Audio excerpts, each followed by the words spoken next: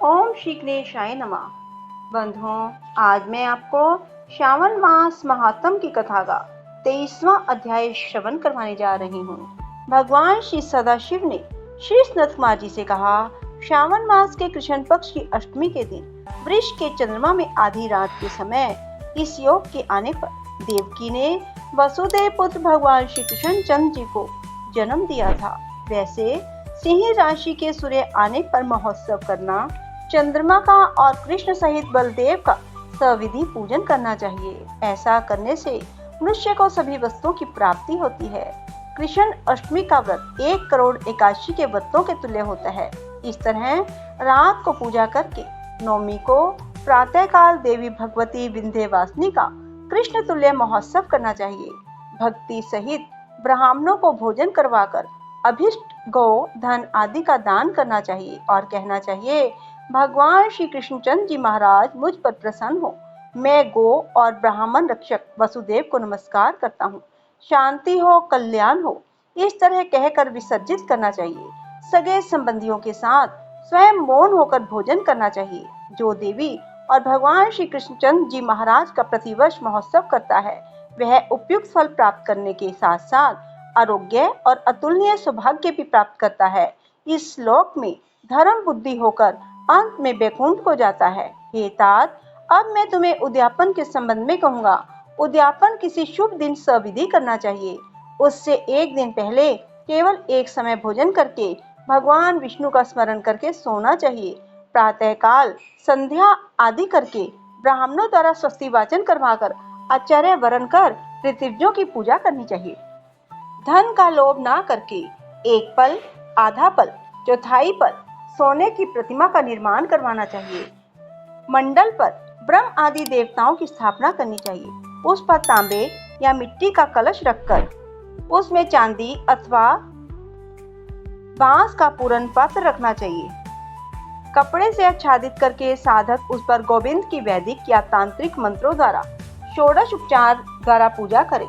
देवकी सहित हरि को अर्घ देना चाहिए।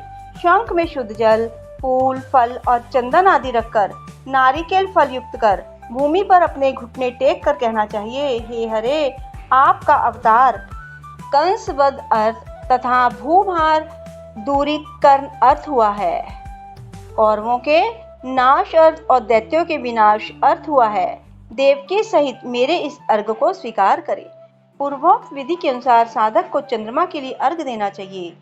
हे जगन्नाथ, देवकी नंदन प्रभो वसुदेव आत्मज अनंत, आपको नमस्कार है।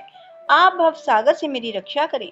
इस प्रकार देवेश से प्रार्थना करके रात को जागरण करना चाहिए। अगले दिन प्रातः काल जनार्दन की पूजा करके भक्ति सहित मूल मंत्र द्वारा पायस, तिल, शुद्ध घी से 108 बार होम करके पुरुष सुकत से हवन करना चाहिए। इदम विष्णु इस मंत्र से होम कर पुनः आहुति होम शेष कार्य करना चाहिए। आचार्य का भूषण आच्छादन आदि द्वारा पूजन करना चाहिए। व्रत की समाप्ति के लिए एक कपिला गो देनी चाहिए।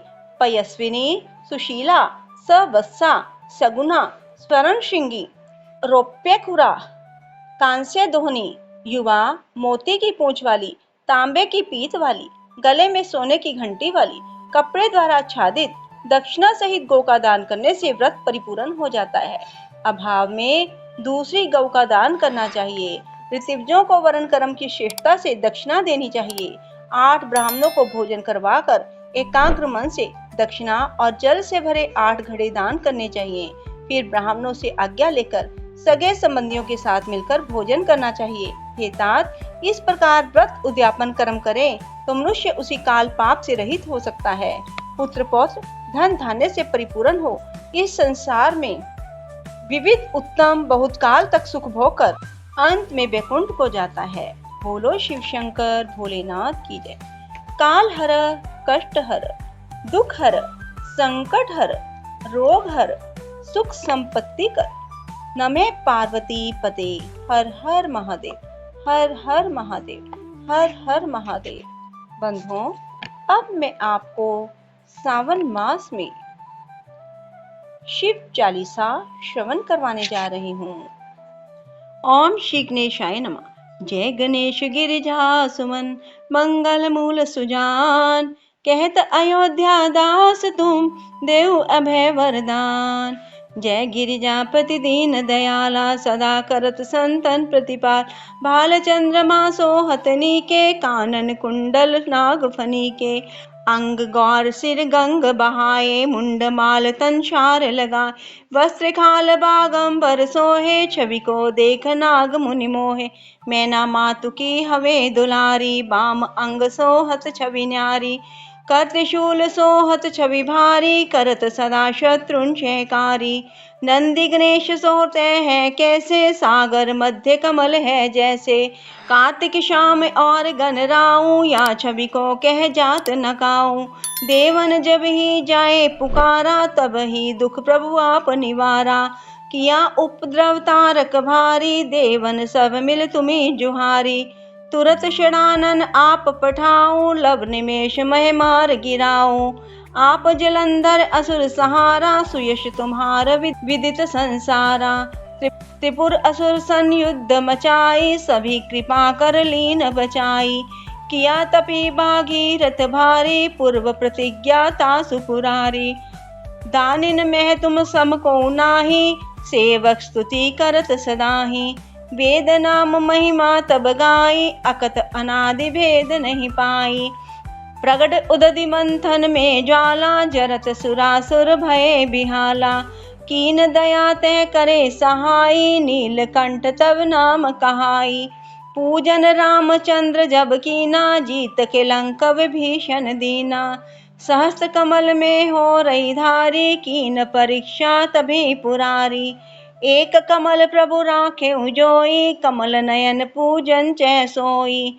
कठिन भक्ति देखी प्रभु शंकर भये प्रसन्न दिए इच्छित वर। जय जय जय अनंत अविनाशी करत कृपा सबके घटवासी। दुष्ट सकल नित मोहि सतावे भ्रमत रही मोहि चैन न आवे। त्राहि ताहि मैं नाथ पुकारो यही अवसर मोहि आने उबारो।